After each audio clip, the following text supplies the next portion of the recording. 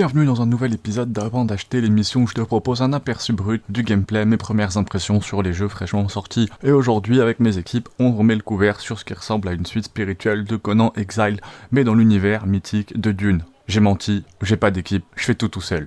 Salut à tous, c'est Remix Life et aujourd'hui, on va parler de Dune Awakening.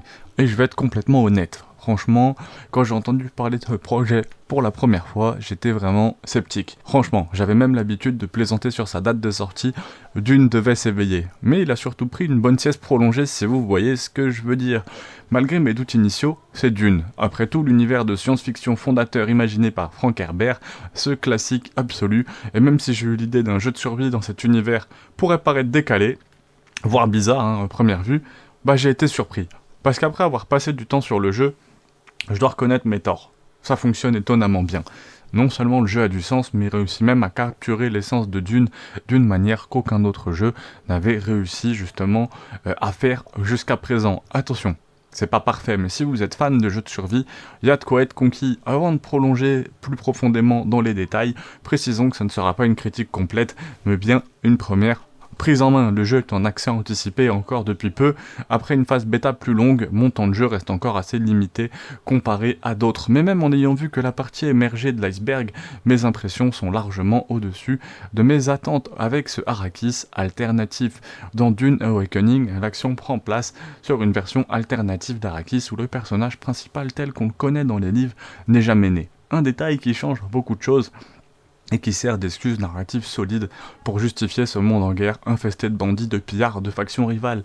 La disparition des Fremen au début peut choquer les puristes, mais leur absence fait partie de l'intrigue. Ce n'est pas un oubli, c'est un choix de narration, et ça continue à créer un univers brutal, étrange, fidèle à l'ambiance de Dune.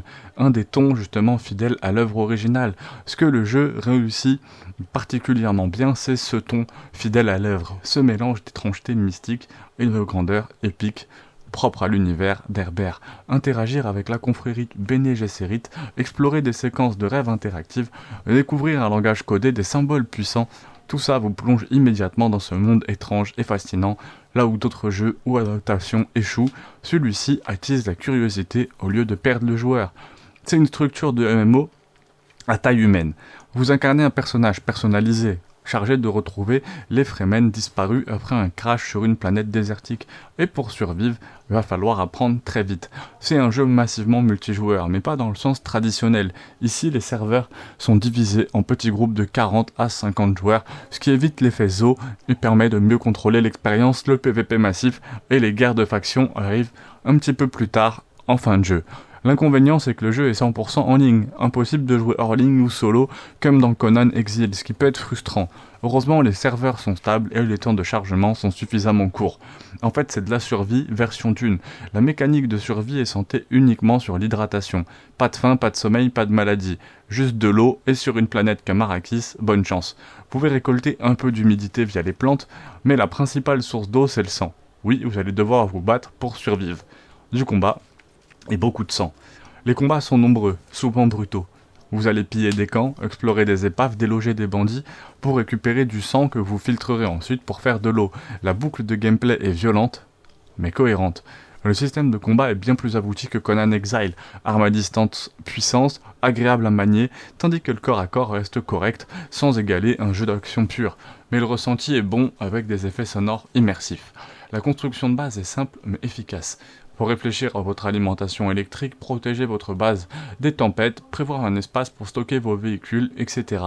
Ça rappelle Subnautica mais dans le désert. Le sable remplace l'eau, la menace constante de déshydratation donne une tension permanente à l'exploration.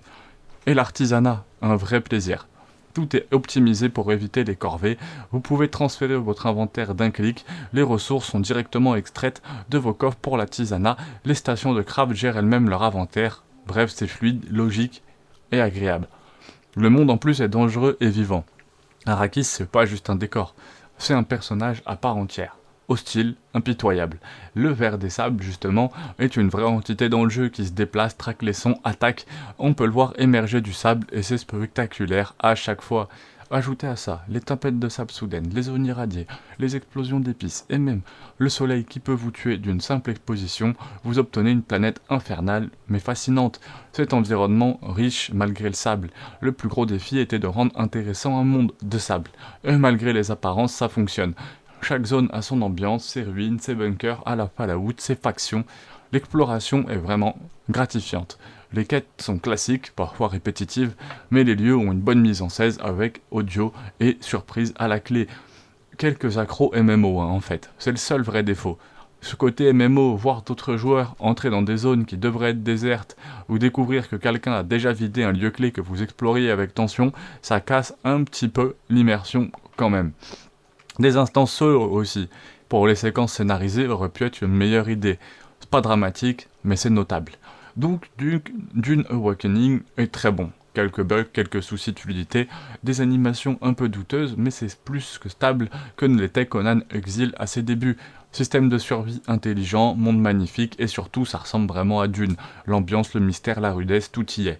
Si vous êtes fan de l'univers, vous pourrez tiquer sur certains choix, comme le pouvoir de la voix utilisable par des hommes, ce qui va à l'encontre du lore, mais bon, c'est un MMO, faut faire des compromis.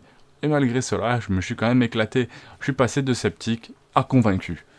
Et vous, qu'en pensez-vous ? Laissez un commentaire, je veux connaître votre avis. Si vous avez aimé cette vidéo, pouce bleu, ça aide énormément. Si t'es pas abonné, c'est le moment parfait pour le faire. Je poste du contenu chaque jour, alors clique, abonne-toi, active la cloche pour rien manquer. Merci infiniment d'avoir regardé. Je suis Rumix, tu peux me suivre partout, Twitter, Insta, et on se retrouve très bientôt ici même sur Rumix Life.